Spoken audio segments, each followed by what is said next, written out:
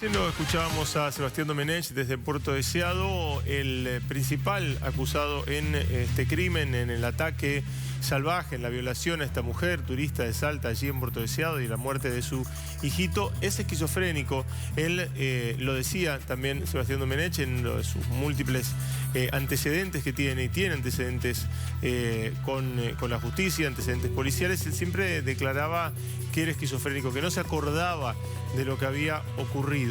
¿Hasta qué punto puede ser inimputable esta persona en esta investigación? ¿Hasta qué punto una persona con una patología psiquiátrica puede ser imputable en un crimen tan aberrante como el que estamos viendo aquí? Bueno, eso le vamos a preguntar a Eduardo Burga Montoya, el doctor, psiquiatra e integrante de la Asociación de Psiquiatras Argentinos. ¿Qué tal? ¿Cómo le va? ¿Qué tal? ¿Cómo te va? Por lo que se ve y se sabe, este hombre se declara esquizofrénico y pone como excusa de que no se acuerda de las cosas que hace. ¿Esto es un factor que lo puede declarar como insano o como inimputable? Claro, lo primero que hay que determinar si como él se presenta si es realmente un esquizofrénico. O sea, lo primero que va a hacer la justicia es solicitar a todo ente o a todo médico que lo haya tratado, por ejemplo el médico tratante, un hospital de día que es internaciones parciales o una internación total, los antecedentes de si él tiene una esquizofrenia, ¿no? Y si tiene una esquizofrenia grave, pues puede tener alguna tendencia a una esquizofrenia, no ser una patología que le impida algo. Es una enfermedad crónica, delirante y alucinatoria, muy grave, una de las, quizás la más grave probablemente en psiquiatría, que más daño produce a la persona. Quiere decir que daña de sectores del cerebro, que es el área temporolímbica y lo prefrontal. Esto daña la afectividad, la voluntad y la capacidad de inteligir la realidad. Entonces genera como sintomatología alteraciones alucinatorias y delirios, ¿sí? Entonces la persona pierde noción pierde noción de la realidad, tiene escasísima conciencia de la realidad y si está tratada puede estar compensada, pero lo que hay que evaluar es si, digamos de alguna manera, primero si es esquizofrénico, segundo, quizás se acostumbró a decir que no recuerda, por ejemplo. Claro. Es verdad que cuando hay un episodio psicótico descompensado, una de las manifestaciones es que la persona no puede comprender y dirigir los actos, que es lo que solicita el juez como el artículo 34. El juez va a solicitar, el fiscal en la instrucción, la capacidad de comprensión y dirección del acto, cómo están las funciones psíquicas, el análisis de la persona, y qué nos dice esto del momento del hecho, ¿no? Cómo estaba en el momento del hecho. Entonces también va a pedir el diagnóstico, ¿sí? Y va a pedir los antecedentes que se van a solicitar a donde él diga que estuvo, quien lo trate.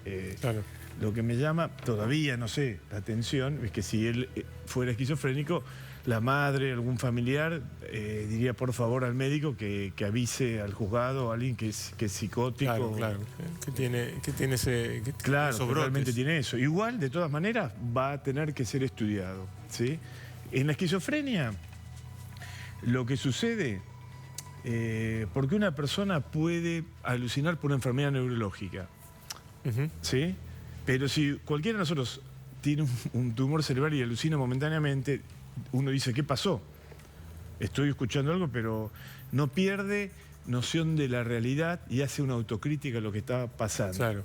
Y si tiene algún tipo... Se da cuenta que le pasa algo. Se da cuenta que esa voz que escuchó no es, digamos, no pierde noción o conciencia y la vive con autocrítica. Claro. Se da cuenta que es algo que le está pasando. Dice, me tengo que hacer algún estudio, algo me pasa. Claro. Y si delira momentáneamente, no es un delirio vero, porque no pierde conciencia total de la realidad. El psicótico esquizofrénico, en el delirio, cree completamente con lo que delira, tiene certeza total, y de la voz también. Siente que lo están insultando o atacando todo, pero que viene de afuera o de su propia cabeza. Pero el eje de la esquizofrenia es que la persona pierde relación entre lo que nosotros llamamos en psicoanálisis, aparte de psiquiatría, la relación del sujeto con el yo. ¿Qué quiere decir esto? Cuando uno se levanta a la mañana y va a rendir un examen o va a jugar un partido de algo, dice, vamos que podemos, ¿no? ¿Y a quién le dice vamos que podemos? Sí, sí, bueno, uno mismo. El yo al sujeto, ¿no? Claro. Uno se habla, como uno está creada la mente a partir de un otro, sí, por identificación, siempre los padres, sí, sí. ¿sí? Unos siempre la mente tiene una alteridad incluida. Sí, sí. Entonces, uno dice, vamos que podemos. Bueno, ese eje se rompe en la esquizofrenia. Eso es lo principal que para explicar cómo se pierde la realidad. Todo lo que uno escucha o vive todo es ajeno, no, uno no tiene conciencia. Entonces, lo que va a hacerse en el caso de que haya pruebas de que es psicótico, se lo va a empezar a estudiar de diferentes maneras. Se lo va a estudiar psiquiátricamente y psicológicamente. Sí. Psiquiátricamente se va a hacer lo que nosotros llamamos el análisis de discurso, ¿sí? De todo lo que él va contando, se le va a interrogar a todo, a los antecedentes, y la semiología psiquiátrica, cómo está su atención, la memoria, la sensopercepción, si escucha voces o no, si delira, la memoria, a ver, digo que no me acuerdo. Hay que investigar, se investiga muy a fondo la memoria. A ver si es real. Mucha gente ya sabe que dice que no me acuerdo como inimputable. Claro. O a veces le aconsejan, ¿no? Pero eso se estudia técnicamente, no es tan fácil, digamos, ¿no? Y sí, si falla esto, es dos cosas. Puede ser que sea psicótico, no tan grave, puede ser que sea grave y haya hecho este episodio, claro, y puede ser que simule. Claro. Estaría, digamos, en una graduación estaría que esté simulando. Donde es perfectamente imputable. Donde es perfectamente imputable y no tiene casi nada lo que dice, tiene una patología limítrofe, claro, y algún día tuvo un episodio psicótico transitorio mínimo y él dice soy esquizofrénico, o no. O es una esquizofrenia no tan grave, o es una esquizofrenia grave, ¿no? En todo caso, igual va a haber que estudiar qué es lo que el fiscal, el juez y la defensa van a mirar. Primero, si tiene patología psiquiátrica o no. Sí. ¿Sí? Y después, la profundidad de la pérdida de comprensión y dirección, claro, del acto. Claro. Y ahí se va a ver. Hay que lograr determinar que el tipo realmente está completamente fuera de control y pierde completamente cualquier registro de realidad. Claro, claro. A veces los psicóticos pueden realizar crímenes medio aberrantes como este, a veces están simulando y no es un esquizofrénico, y a veces es una esquizofrenia no tan grave que también parte de este hecho es que se descompensó. Claro. A veces puede ser una esquizofrenia complejo, ¿no? Que está medicada y realiza este acto. Tiene más conciencia que un esquizofrénico no medicado. Claro. ¿Sí? Claro, claro. Lo peor que puede pasar es un esquizofrénico no medicado que es raro, pero cometen hechos de este tipo, más desorganizados, porque su mente está más desorganizada. Claro. Los esquizofrénicos no son los que planean los delitos dentro de los psicóticos. Sí, sí, el paranoico, que es mucho más lúcido, claro, sí, la mente no está dañada y a pesar de que es psicótico, muy difícil de demostrar, puede planear...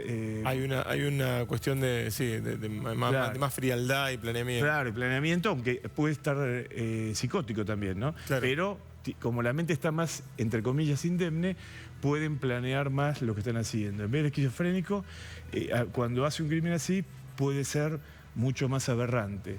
Esto más aberrante puede corresponder a una persona imputable perfectamente o a alguien que tenga una alteración de la imputabilidad. Lo que se puede discutir es si estaba medicado, cuánta conciencia tiene, si estaba tomando... Claro. Igual, si es esquizofrénico y está medicado, no tiene... Igual creo que en este caso él estaba prácticamente en situación de calle, claro, yo dudo mucho que estuviera con algún tipo de medicación. Claro, sí, está puede ser que se cometan este tipo de crímenes aberrantes. Creo que si hay antecedentes que es esquizofrénico y si estaba en situación de calle y no está medicado, es muy difícil decir que es imputable. Claro. ¿Sí? Ahora, todo esto... El tema es que no sea una mentira de él también, claro, que no sea la típica excusa que él da. Claro, todo lo que él diga va a estar inmediatamente sujeto a comprobación y verificación. Claro. Y dígame, ¿quién lo trata? ¿Dónde vive el médico? Le mandan un escrito al médico. ¿Cuánto se tarda en determinar eso? ¿O hacer un análisis profundo para saber? Primero, a la par se hacen dos cosas. Se estudia al médico el día que lo trata, si estuvo internado dónde está, se piden escritos a que eso sería lo más fácil, que brinden la información. Suponiendo que no lo haya tratado un médico en los últimos tiempos ni nada, hay que sentarlo con un psiquiatra. Al último que lo trató. Claro. ¿Algún antecedente? Un esquizofrénico tiene antecedentes. Claro. Alguien lo trató, alguien lo medicó, que le dio un antipsicótico. Eso va por un carril. Por el otro carril está la evaluación que se va realizando mientras tanto. ¿Cuál es la evaluación? La evaluación psiquiátrica que dijimos antes, que es el interrogatorio y el análisis del discurso, y el análisis psicosemiológico, las funciones psíquicas. Y si simula o no, la memoria, el juicio, nosotros llamamos juicio a la síntesis del pensamiento que permite la capacidad de inteligir o darse cuenta del acto. Eso es el juicio. Juicio, memoria, si hubo alteraciones perceptivas, si alguna vez deliró, qué medicación tomó, todo eso arma como un conjunto, que nosotros llamamos como la Gestalt, ¿no? Sí. Un conjunto que permite dar un diagnóstico de estructura, que acá sería, a grandes rasgos, neurosis no va a ser. Después, el segundo gran capítulo son las estructuras narcisistas patológicas, y más que puede interesar acá, subtipos, adicciones y psicopatías. Claro. ¿Sí? Y después vienen los cuadros límites, que pueden dar psicosis transitoria y puede haber una atenuación leve de la imputabilidad. Son cuadros límites que pueden dar psicosis transitoria. Y después vienen las psicosis crónicas. Claro. ¿Sí? La esquizofrenia, y otro tipo de psicosis es la psicosis maníaco-depresiva, ¿sí? que tiene intervalos lúcidos, mucho más lúcida, ¿no? Y puede tener descompensaciones cuando se deprime, cuando se acelera el maníaco. Claro. Pero el esquizofrénico crónicamente suele estar más deteriorado, suele ser más marginal si no tiene familia que lo acompañe, porque no consigue trabajo, no se consigue insertar. Entonces lo que hay que estudiar todo esto y después psiquiátricamente. Psicológicamente, ¿qué se le realizan? Se le realizan test neuropsicológicos, se le realizan test cuantitativos y cualitativos. ¿Qué son los cuantitativos? Cuantitativos es un test que se llama test de matrices progresivas. ¿Qué quiere decir esto?